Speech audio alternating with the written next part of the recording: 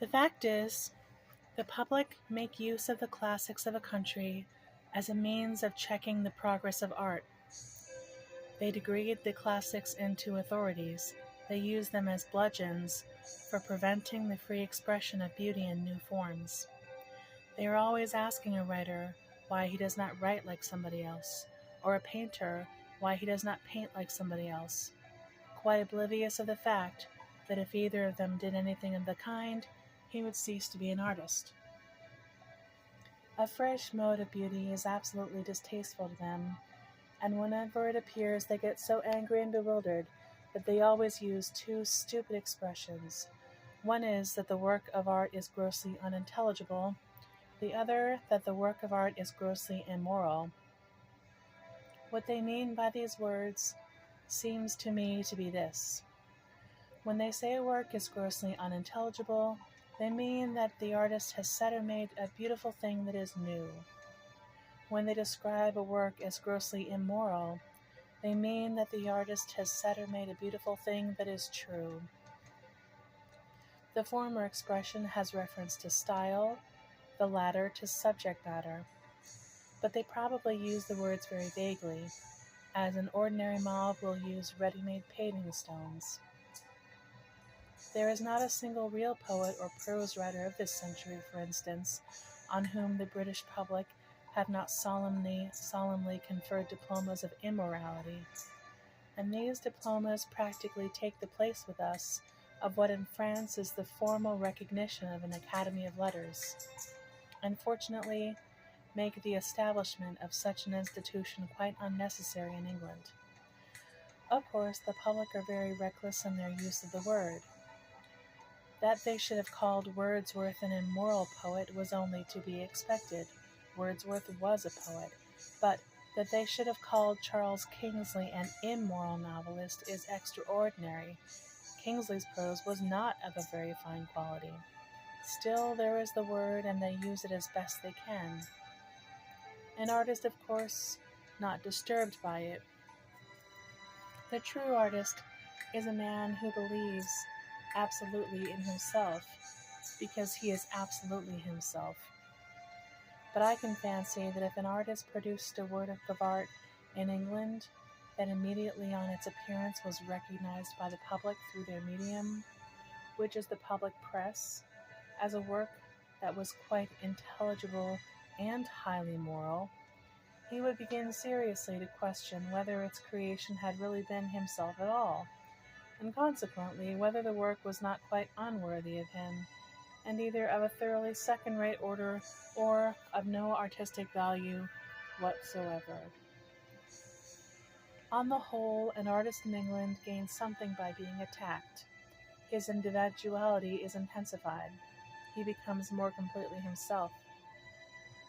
Of course, the attacks are very gross, very impertinent, and very contemptible, but then no artist expects grace from the vulgar mind, or style from the suburban intellect. Vulgarity and stupidity are two very vivid facts in modern life. One regrets them naturally, but there they are. They are subjects for study like everything else. And it is only fair to state with regard to modern journalists that they always apologize to one in private for what they have written against one in public. Within the last few years, two other adjectives that may be mentioned have been added to the very limited vocabulary of art abuse that is at the disposal of the public. One is the word unhealthy, the other is the word exotic. The latter merely expresses the rage of the momentary mushroom against the immortal, entrancing, and exquisitely lovely orchid. It is a tribute, but a tribute of no importance. The word unhealthy, however, admits of analysis.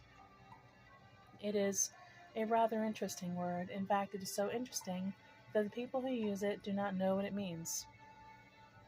What does it mean? What is a healthy or an unhealthy work of art?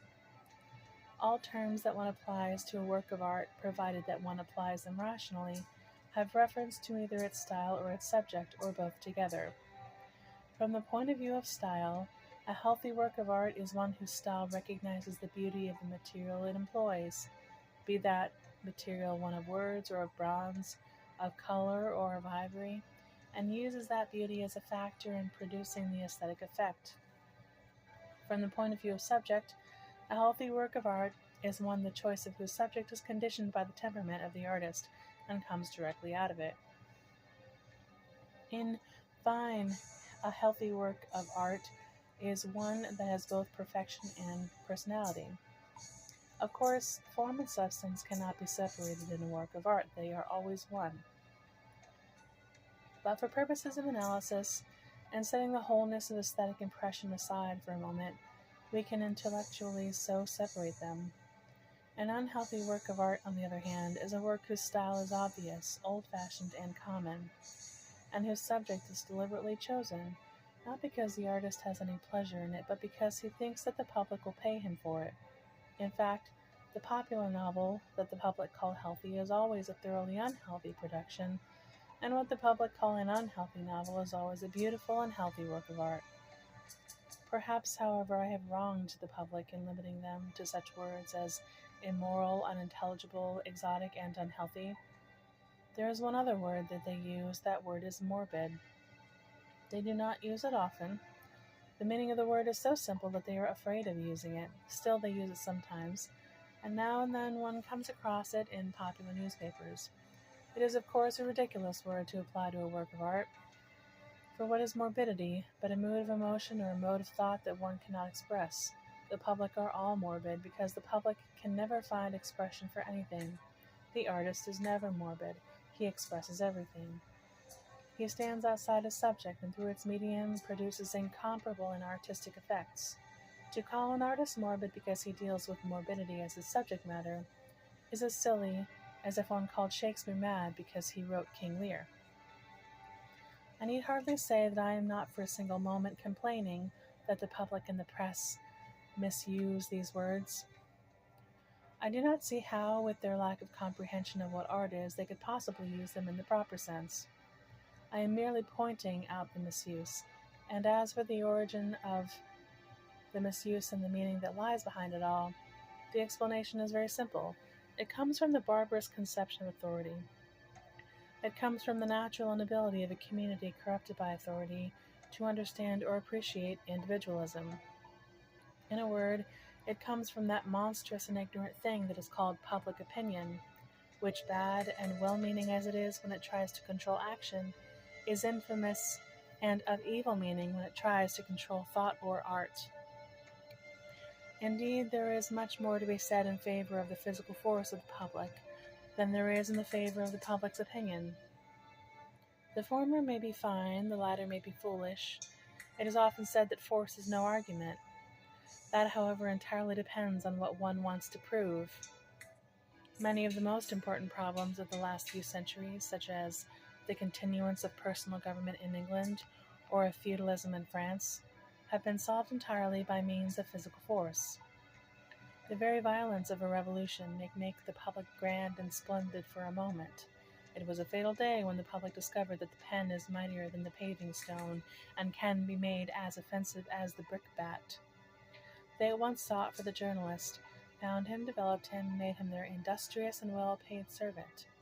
It is greatly to be regretted for both of their sakes. Behind the barricade there may be much that is noble and heroic, but what is there behind the leading article but prejudice, stupidity, cant, and twaddle? And when these four are joined together, they make a terrible force and constitute the new authority. In the old days, men had the rack, now they have the press. That is an improvement, certainly, but it is still very bad and wrong and demoralizing. Somebody, was it Burke, called journalism the fourth estate. That was true at the time, no doubt, but at the present moment it really is the only estate. It has eaten up the other three. The Lords Temporal say nothing, the Lords Spiritual have nothing to say, and the House of Commons hath nothing to say, and says it. We are dominated by journalism. In America, the president reigns for 4 years, and journalism governs forever and ever. Fortunately, in America, journalism has carried its authority to the grossest and most brutal extreme. As a natural consequence, it has begun to create a spirit of revolt. People are amused by it or disgusted by it according to their temperaments. But it is no longer the real force it was. It is not seriously treated. In England, journalism, except in a few well-known instances not having been carried to such excesses of brutality, is still a great factor, a really remarkable power. The tyranny that it proposes to exercise over people's private lives seems to me to be quite extraordinary. The fact is that the public have an insatiable curiosity to know everything, except what is worth knowing. Journalism, conscious of this and having tradesman-like habits, supplies their demands. In centuries before ours, the public nailed the ears of journalists to the pump. That was quite hideous. In this century, journalists have nailed their own ears to the keyhole. That is much worse. And what aggravates the mischief is that journalists who are most to blame are not the amusing journalists who write for what they call society papers. The harm is done by the serious, thoughtful, earnest journalists who solemnly, as they are doing at present, will drag before the eyes of the public some incident in the private life of a great statesman, of a man who is a leader of political thought, as he is a creator of political force, and invite the public to discuss the incident, to exercise authority in the matter, to give their views, and not merely to give their views, but to carry them into action, to dictate to the man upon all other points, to dictate to his party, to dictate to his country, in fact, to make themselves ridiculous, offensive, and harmful. The private lives of men and women should not be told to the public. The public have nothing to do with them at all. In France they manage these things better. There they do not allow the details of trials that take place in the divorce courts to be published for the amusement or criticism of the public. All that the public are allowed to know is that the divorce has taken place and was granted on petition of one or other or both of the married parties concerned. In France, in fact, they limit the journalist and allow the artist almost perfect freedom. Here we allow absolute freedom to the journalist and entirely limit the artist.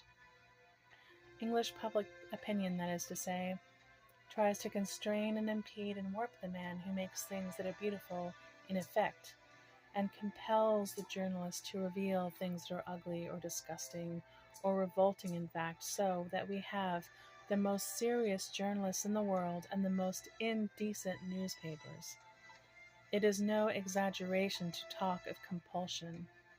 There are possibly some journalists who take real pleasure in publishing horrible things, or who, being poor, look to scandals as forming a sort of permanent basis for an income. But there are other journalists, I feel certain, men of education and cultivation, who really dislike publishing these things, who know that it is wrong to do so, and only do it because the unhealthy conditions under which their occupation is carried on oblige them to supply the public with what the public wants and to compete with other journalists in making that supply as full and satisfying to the gross popular appetite as possible. It is a very degrading position for anybody of educated men to be placed in, and I have no doubt that most of them feel it acutely. However, let us leave what is really a very sordid side of the subject and return to the question of popular control in the matter of art, by which I mean public opinion dictating to the artist the form which he is to use, the mode in which he is to use it, and the materials with which he is to work. I have pointed out that the arts which have escaped best in England are the arts in which the public have not been interested. They are, however, interested in the drama, and as a certain advance has been made in the drama within the last 10 or 15 years, it is important to point out that this advance is entirely due to a few individual artists refusing to accept the popular want of taste as their standard, and refusing to regard art as a mere matter of demand and supply. With his marvelous and vivid personality, with a style that is really a true color element in it, with his extraordinary power not over mere mimicry, but over imagination and intellectual creation, Mr. Irving had his sole object been to give the public what they wanted, could have produced the commonest plays in the commonest manner, and made as much success and money as a man could possibly desire. But his object was not that. His object was to realize his own perfection as an artist under certain conditions and in certain forms of art. At first he appealed to the few. Now he has educated the many. He has created in the public both taste and temperament. The public appreciate his artistic success immensely. I often wonder, however, whether the public understand that success is entirely due to the fact that he did not accept their standard but realized his own. With their standard, the Lyceum would have been a sort of second-rate booth, as some of the popular theatres in London are at present. Whether they understand it or not, the fact, however, remains that taste and temperament have to a certain extent been created in the public, and that the public is capable of developing these qualities. The problem then is, why do not the public become more civilized? They have the capacity. What stops them? The thing that stops them, it must be said again, is their desire to exercise authority over the artists and over works of art. To certain theatres, such as the Lyceum and the Haymarket, the public seem to have come in a proper mood. In both of these theatres there have been individual artists who have succeeded in creating in their audiences, and every theatre in London has its own audience, the temperament of which art appeals. And what is that temperament? It is the temperament of receptivity. That is all. If a man approaches a work of art with any desire to exercise authority over it and the artist, he approaches it in such a spirit that he cannot receive any artistic impression from it at all. The work of art is to dominate the spectator. The spectator is not to dominate the work of art. The spectator is to be receptive. He is to be the violin on which the master is to play, and the more completely he can suppress his own silly views, his own foolish prejudices, his own absurd ideas of what art should be or should not be, the more likely he is to understand and appreciate the work of art in question.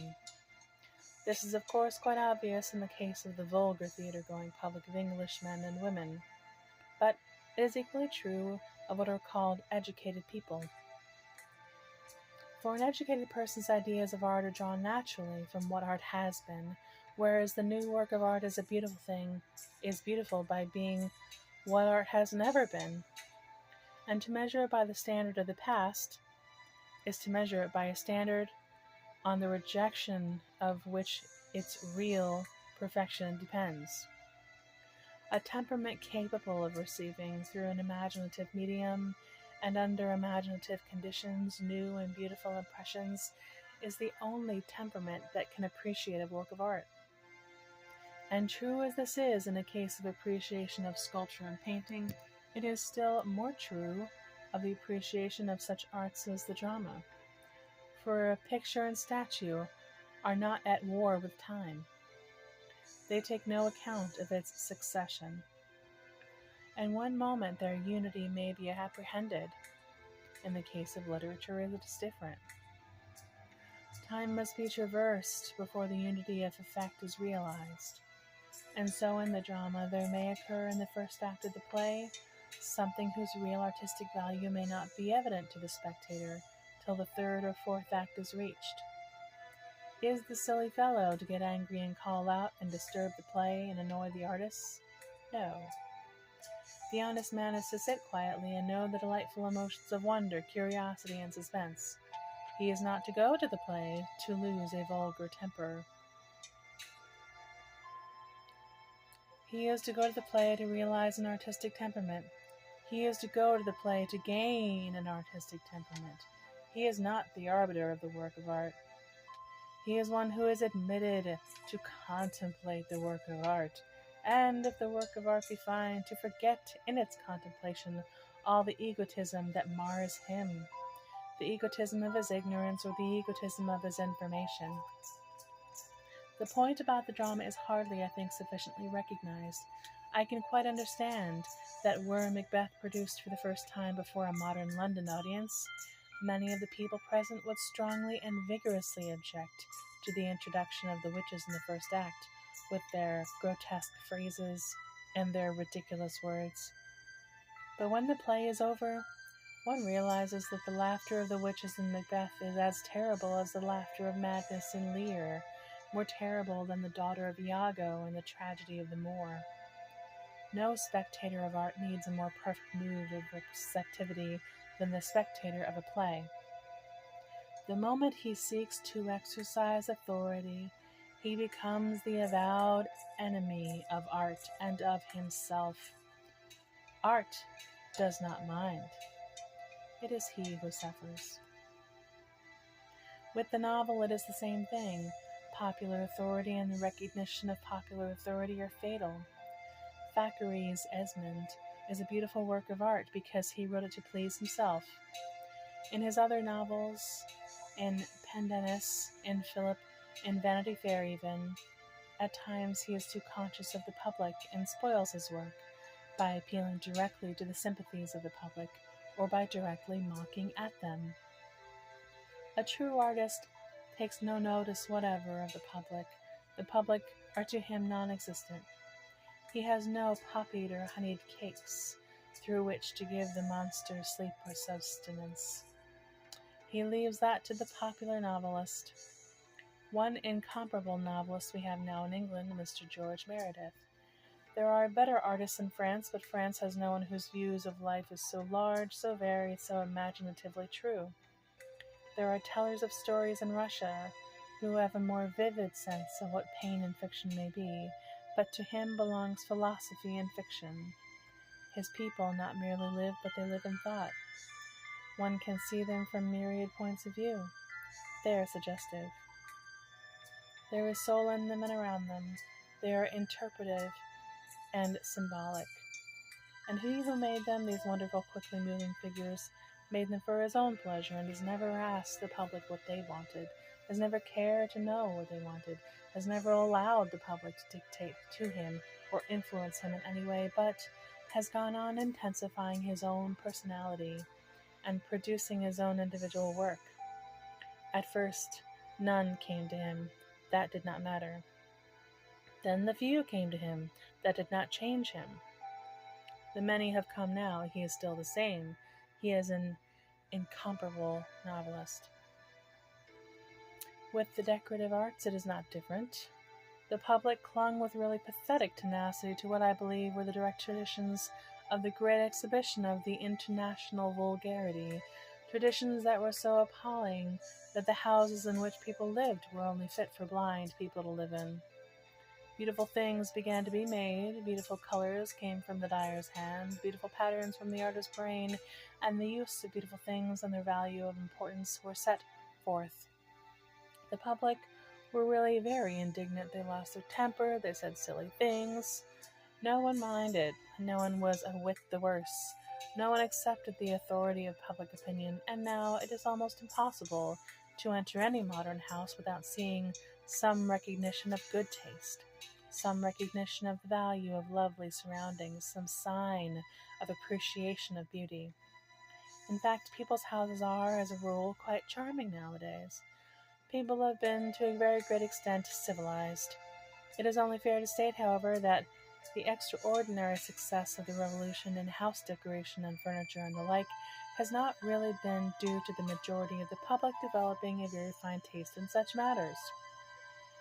It has been chiefly due to the fact that the craftsmen of things so appreciated the pleasure of making what is beautiful and awoke to such a vivid consciousness of the hideousness and vulgarity of what the public had previously wanted, that they simply starved the public out.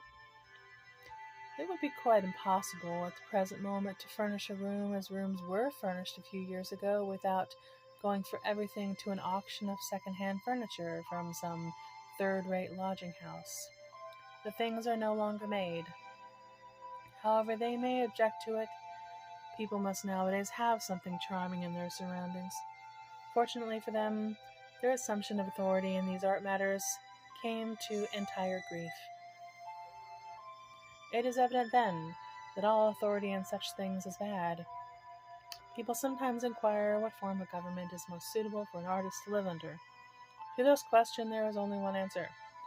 The form of government that is most suitable to the artist is no government at all. Authority over him and his art is ridiculous. It has been stated that under despotism artists have produced lovely work. This is not quite so. Artists have visited despots, not as subject to be tyrannized over, but as wandering wonder-makers, as fascinating vagrant personalities to be entertained and charmed and suffered to be at peace and allowed to create. There is this to be said in favor of the despot, that he, being an individual, may have culture, while the mob, being a monster, has none. One who is an emperor and king may stoop down to pick up a brush for a painter, but when the democracy stoops down, it is merely to throw mud. And yet, the democracy have not so far to stoop as the emperor. In fact, when they want to throw mud, they have not to stoop at all. But there is no necessity to separate the monarch from the mob. All authority is equally bad. There are three kinds of despots. There is the despot who tyrannizes over the body. There is the despot who tyrannizes over the soul. There is the despot who tyrannizes over the soul and body alike. The first is called the prince, the second is called the pope, the third is called the people. The prince may be cultivated, many princes have been, yet in the prince there is danger. One thinks of Dante and the bitter feast in Verona, of Tasso and Ferrari's madman's cell. It is better for the artist not to live with princes. The pope may be cultivated. Many popes have been, and the bad popes have been. The bad pope loves beauty almost as passionately, nay, with as much passion as the good popes hated thought. To the wickedness of the papacy, humanity owes much. The goodness of the papacy owes a terrible debt to humanity. Yet, though the Vatican has kept the rhetoric of its thunders and lost the rod of its lightning, it is better for the artist not to live with popes. It was a pope who said of Cellini to a conclave of cardinals that common laws and common authority were not made for men such as he.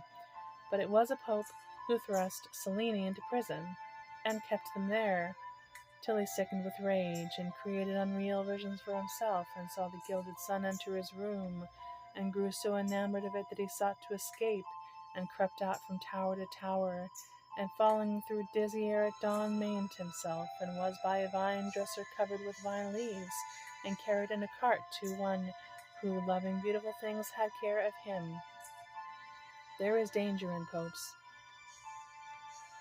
And as for the people, what of them and their authority? Perhaps of them and their authority one has spoken enough. Their authority is a thing blind, deaf, hideous, grotesque, tragic, amusing, serious, and obscene. It is impossible for the artist to live with the people. All despots bribe. The people bribe and brutalize. Who told them to exercise authority? They were made to live, to listen, and to love. Someone has done them a great wrong. They have marred themselves by imitation of their superiors. They have taken the scepter of the prince. How should they use it? They have taken the triple tiara of the pope. How should they carry its burden? They are as a clown whose heart is broken. They are as a priest whose soul is not yet born. Let all who love beauty pity them, though they themselves love not beauty. Yet let them pity themselves. Who taught them the trick of tyranny? There are many other things that one might point out. One might point out how the Renaissance was great because it sought to solve no social problem, and bruised itself not about such things, but suffered the individual to develop freely, beautifully, and naturally, and so had a great and individual artist, a great and individual men. One might point out how Louis XIV, by creating the modern state, destroyed individualism of the artist, and made things monstrous in their monotony of repetition, and contemptible in their conformity to rule, and destroyed throughout all France all those fine freedoms of expression that had made tradition new in beauty, and new modes one with antique form. But the past is of no importance. The present is of no importance. It is with the future that we have to deal. For the past is what man should not have been. The present is what man ought not to be. The future is what artists are. It will of course be said that such a scheme as is set forth here is quite unpractical and goes against human nature. This is perfectly true. It is unpractical and it goes against human nature. That is why it is worth carrying out, and that is why one proposes it. For what is a practical scheme? A practical scheme is either a scheme that is already in existence or a scheme that could be carried out under existing conditions. But it is exactly the existing conditions that one objects to. And any scheme that could accept these conditions is wrong and foolish. The conditions will be done away with, and human nature will change. The only thing that one really knows about human nature is that it changes.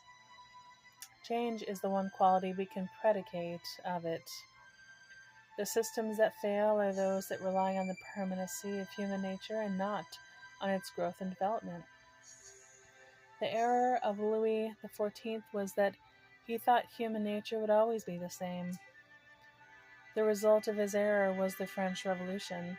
It was an admirable result. All the results of the mistakes of governments are quite admirable.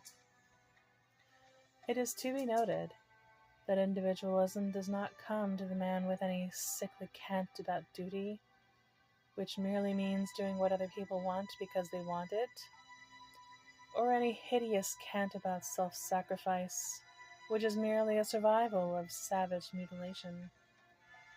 In fact, it does not come to a man with any claims upon him at all. It comes naturally and inevitably out of a man. It is the point to which all development tends. It is the differentiation to which all organisms grow.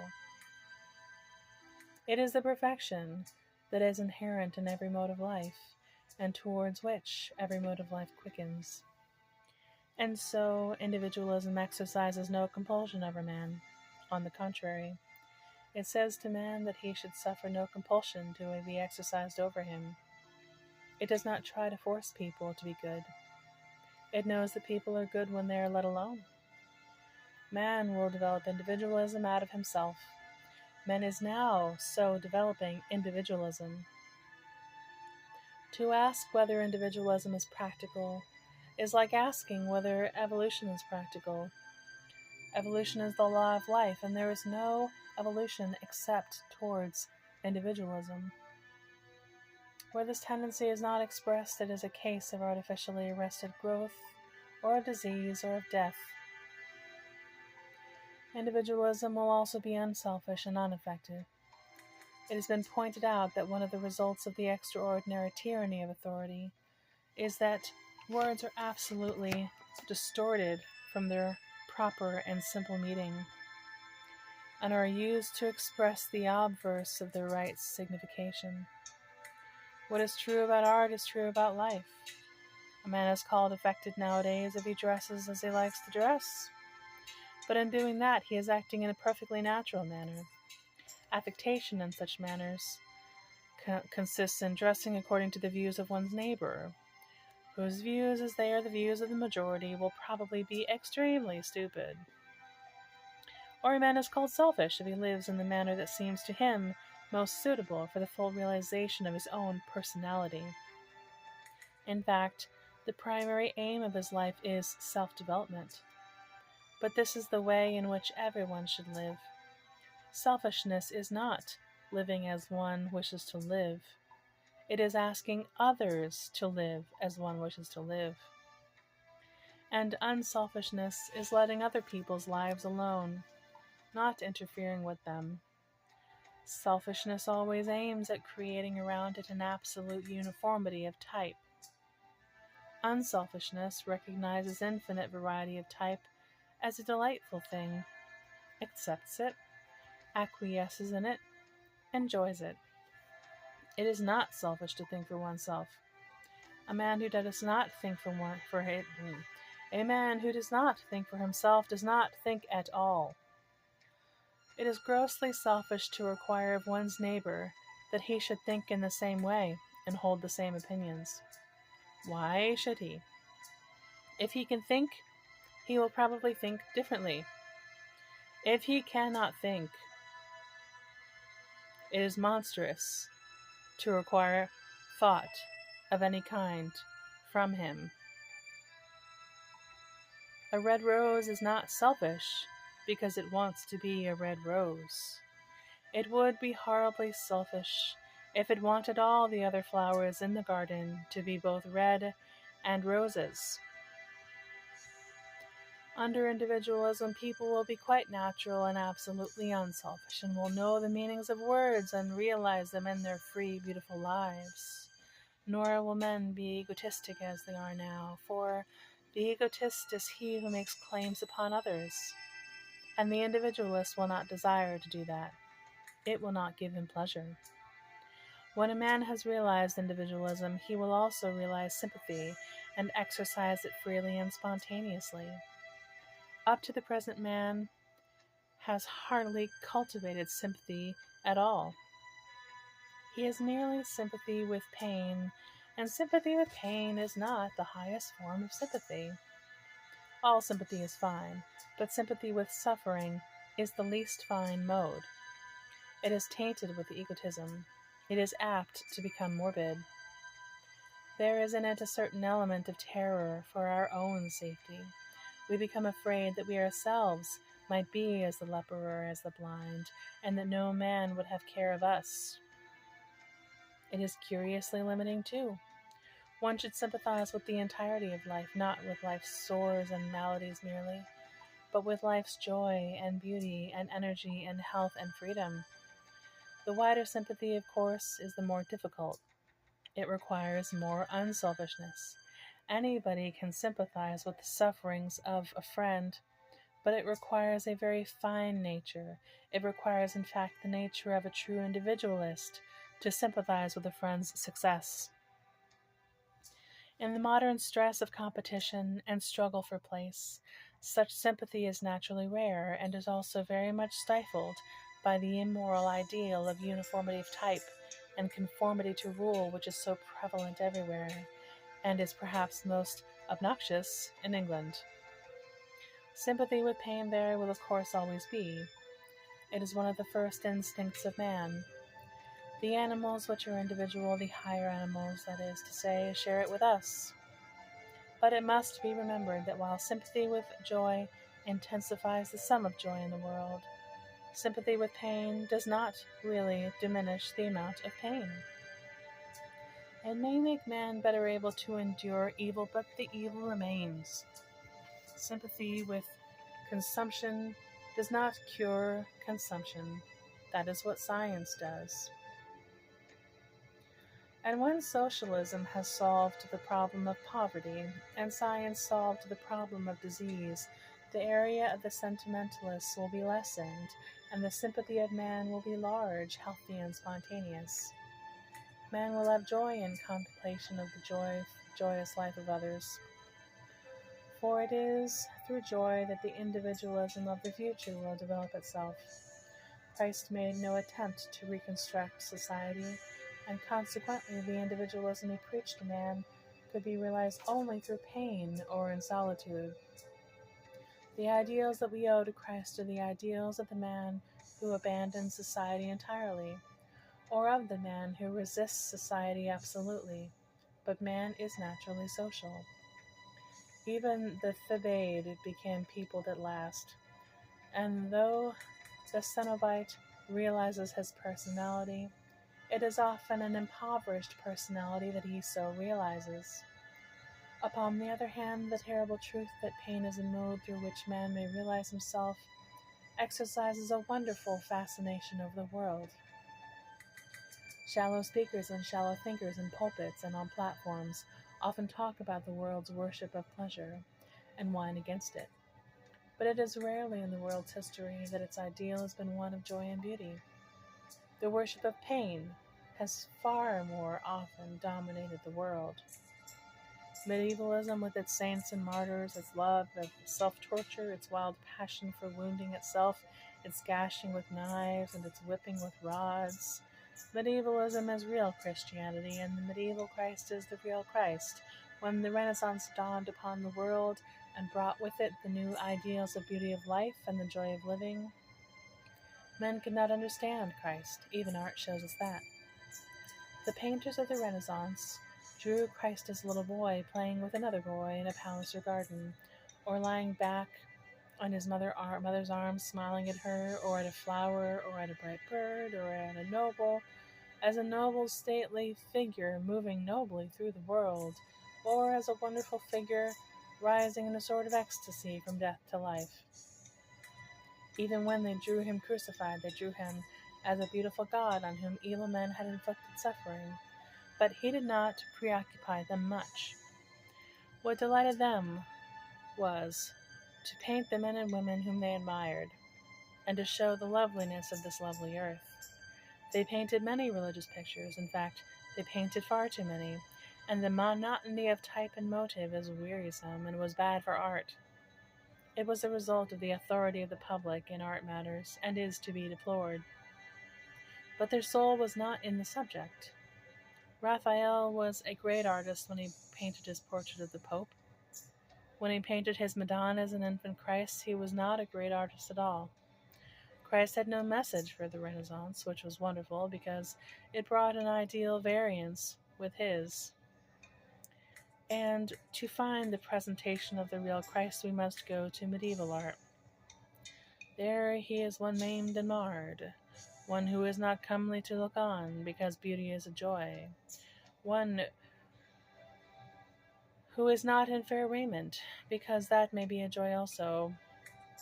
He is a beggar who has a marvelous soul. He is a leper whose soul is divine. He needs neither property nor health. He is a God realizing his perfection through pain. The evolution of man is slow.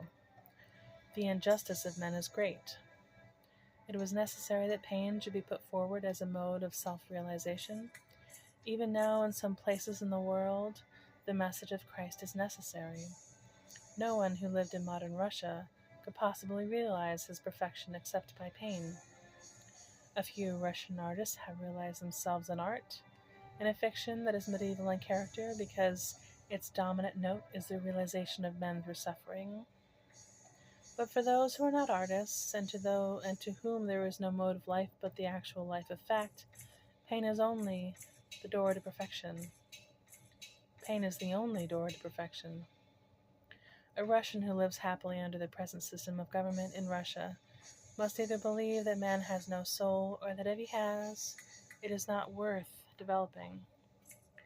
A nihilist who rejects all authority because he knows authority to be evil and welcomes all pain because through that he realizes his personality as a real Christian. To him, the Christian ideal is a true thing. And yet, Christ did not revolt against authority. He accepted the imperial authority of the Roman Empire and paid tribute. He endured the ecclesiastical authority of the Jewish Church and would not repel its violence by any violence of his own. He had, as I said before, no scheme for the reconstruction of society, but the modern world has schemes. It proposes to do away with poverty and the suffering that it entails. It desires to get rid of pain and the suffering that pain entails. It trusts to socialism and to science as its methods. What it aims at is an individualism expressing itself through joy. This individualism will be larger, fuller, lovelier than any individualism has ever been. Pain is not the ultimate mode of perfection. It is merely provisional and a protest. It has reference to wrong, unhealthy, unjust surroundings. When the wrong and the disease and the injustice are removed, it will have no further place. It was a great work, but it is almost over. Its sphere lessens every day. No man will miss it. For what man has sought for is indeed neither pain nor pleasure, but simply life. Man has sought to live intensely, fully, perfectly. When he can do so without exercising restraint on others or suffering it ever, and his activities are all pleasurable to him, he will be saner, healthier, more civilized, and more himself. Pleasure is nature's test, her sign of approval. When man is happy, he is in harmony with himself and his environment. This new individualism, for whose service socialism, whether it wills it or not, is working, will be perfect harmony. It will be what the Greeks sought for but could not accept in thought realized completely, because they had slaves and fed them. It will be what the Renaissance sought for, but could not realize completely except in art, because they had slaves and starved them. It will be complete, and through it each man will attain to his perfection. The new individualism is the new Hellenism.